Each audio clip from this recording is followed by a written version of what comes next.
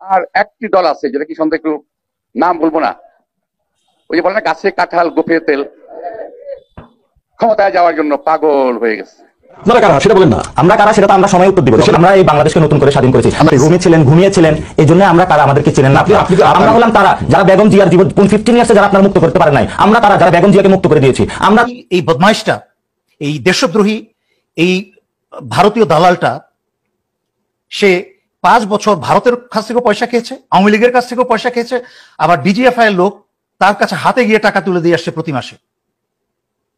বহুবার অনুরোধ করেছি জনাব তারেক রহমানকে যে আপনার সবার আগে দেশ, তারপর আপনার দলটাকে বাঁচাতে হলে দলের ভিতরের মির্জাফর এবং বেঈমান গুলাকে বের করেন।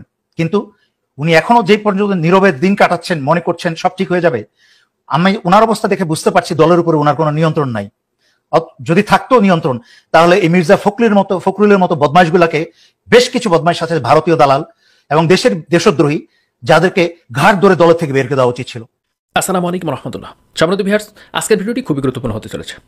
বিএনপি এবং জামাত যে দ্বন্দ্ব ফাসাদ লেগে আছে তার একটি বিষয় আপনাদের সামনে শোনার জন্য আজকের ভিডিওটি খুবই গুরুত্বপূর্ণ মনে করছি।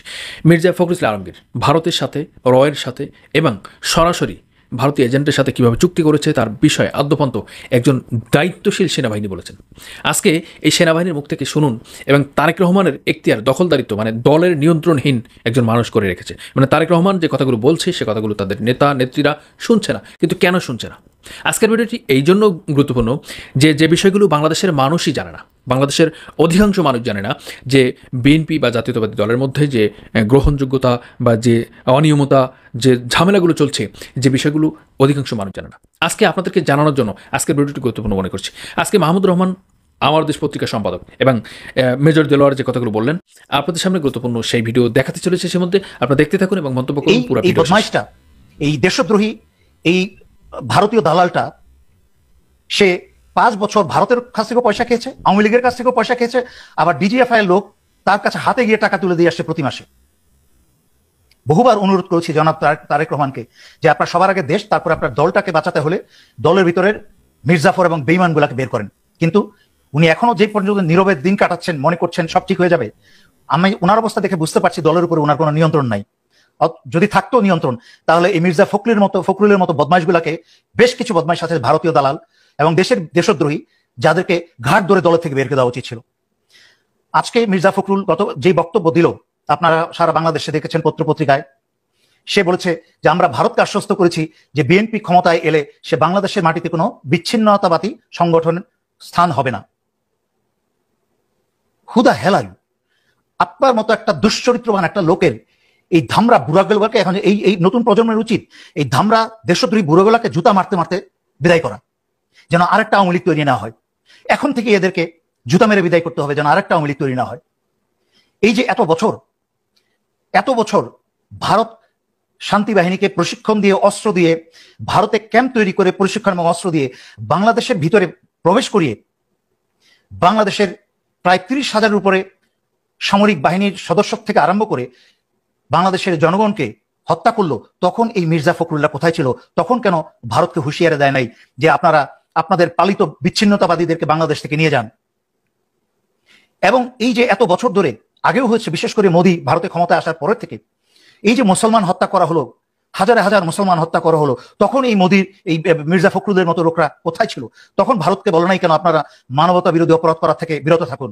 এই যে এখন মানিপুরে এবং এই 7 সিস্টারে খ্রিস্টানদের উপরে বিভিন্ন অত্যাচার চালাচ্ছে, মানিপুরের জনগণকে হত্যা করছে, তাদের ব্যাপারে মির্জা ফখরুল কেন ভারতকে বলে নাই যে আপনারা মানবতা বিরোধী অপরাধ করা থেকে বিরত থাকুন? এই যে এখনো পার্বত্য চট্টগ্রামে কুকি চীন প্রবেশ করিয়ে তাদেরকে আরো ভারী ভারী অস্ত্র, সামরিক অস্ত্র দিয়ে বাংলাদেশকে অস্থিতিশীল করে তুলছে এবং করে চলেছে, তখন কি করে 1500 লাশের রক্তের উপরে দাঁড়িয়ে যেই ভারত বাংলাদেশের গণতন্ত্র কেড়ে নিল, যেই ভারত বাংলাদেশে 15-16টা বছর একটা স্বৈরাচারকে সমর্থন করে বাংলাদেশের ভিতরে প্রবেশ করে আওয়ামী লীগকে সাথে নিয়ে ভারতের বাংলাদেশের জনতা, শিশু হত্যা করলো, সেই হত্যার পরপরই কত বড় দুঃসাহস এই দেশদ্রোহী মির্জা ফখরুলের এইরকম একটা দুঃসাহসিক স্বাধীনতা বিরোধী বক্তব্য রাখার। এই ফাজিলটা তার চোখে পড়ছে না যে ভারত তারই নেত্রী বেগম জিয়াকে এতটা বছর জেলে পচিয়ে মেরেছে। এই কিছু বদমাইশগুলার কারণেই ভারত এইসব করতে পেরেছে। এই বদমাইশ, এই দেশদ্রোহী এবং এই বিএনপির ভিতরে এই মির্জাফর গুলার কারণেই তারেক রহমানকে এত বছর ধরে বিদেশে বসে থাকতে হচ্ছে। তারপরেও কি বিএনপি চোখ খুলবে না? বিএনপির নেতাদের না হয় মন মরে গেছে, এরা বিক্রি হয়ে গেছে ভারতের কাছে, আওয়ামী লীগের কাছে।